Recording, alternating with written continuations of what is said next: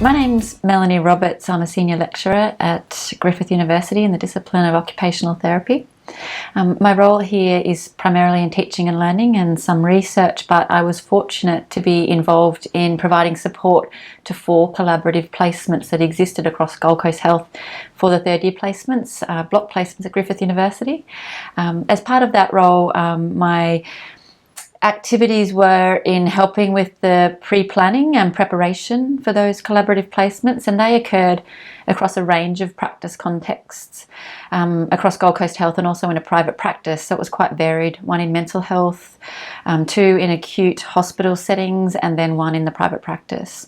So I helped with the prep and planning around that, but also was the university support person throughout the placement to support the practice educator and the students as they went along in their placement. And at the end, I met all of the practice educators to do a little bit of a review and a critique of how the placements went and what we could learn about collaborative placements and their place in practice education for occupational therapy. I think when you're providing support to students and practice educators, and indeed organisations to deliver practice education in any model, it's important to reflect on your own experience of supervision and supervising and educating students. And certainly I think my experience in delivering a number of collaborative placements gave me a personal insight into, I think, the support that was needed. And sometimes it's really hard with support, I think, to hit the mark when people need it, to get information at the just right time. So I think from having that experience, I was able to really carefully plan and prepare the types of things I thought people might benefit most from. And then, not assuming that people were the same as me, of course, sent some ideas to people who were supervising collaborative placements for us about what could we do prior to the students coming that would help them. And that could be what could we do with them as practice educators, or what we could do with their teams, or what could we do with the students to help better prepare them for the placement that they were coming into.